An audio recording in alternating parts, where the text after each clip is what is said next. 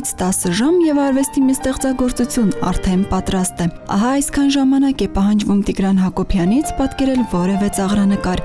Արդյունքները գոհացուցիչ էին, որն էլ երկար սպասեցնել չտվեց։ Բացվել է երիտասարդ նկարչի ծաղրանկարների երկրորդ անհատական ցուցահանդեսը։ Ընդհանուր ծաղրանկարները տարբեր տիպի են, մեծամասնություն նկարների ճեշտը դրված է նմանության վրա,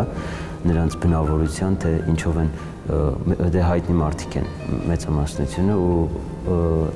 մարդիկ, որ ճանաչում են, ինչով են ճանաչում։ Ցուցադրված 40-ից ավելի աշխատանքները նկարչի վերջին ստեղծագործություններն են, մի քանիսն էլ ավելի վաղ շրջանի, որոնք այժմ շտկվել եւ նորովի են ներկայացվել։ Ծաղրանկարների հերոսները հիմնականում շոու բիզնեսի, մշակույթի ասպարեզի ներկայացուցիչներն են, ինչպես հայկական, այնպես էլ արտասահմանյան։ Բացառելով ծաղրը, հեղինակը փորձել է նկարչական այս ուղղության միջոցով ներկայացնել իր հերոսների առավել արտահայտիչ բնավորության գծերը եւ վերարտադրել նրանց հասարակական գործունեությունը։ Հավաքածուում տեղ են գտել նաեւ հեղինակի ընկերների ծաղրանկարները։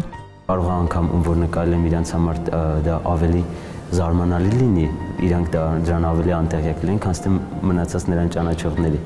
Տիգրանը ծաղրանկարչության ասպարեզում իր առաջին քայլերը կատարել է տարիներ առաջ, երբ ակումբում փորձնական նկարել է ներկաներից մեկին։ Այնուհետև շատ հաճախ դասընթացների ընթացքում, երբ հանձնարարվում էր բնորդներին պատկերել իրենց բնական կերպարով, Տիգրանը ձեռքի մի քանի շարժումներով պատկերում էր նրանց ծաղրանկարները։ Նախորդ ցուցահանդեսի տպավորությունները դեռ թարմ են երիտասարդ նկարչի հիշողությունում, արձագանքները շատ բուռն էին եւ խրախուսիչ, թեպետ եղան եւ մարդիկ, ովքեր այնքան էլ բարյացակամ չընդունեցին իրենց կերպարները։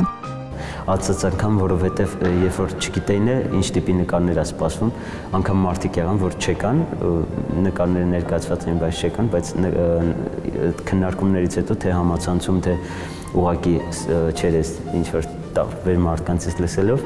շատ հետաքրքրվեցին ու հիմա այն որ հրավերները ստացան, շատ լավ արձագանքներ եղավ։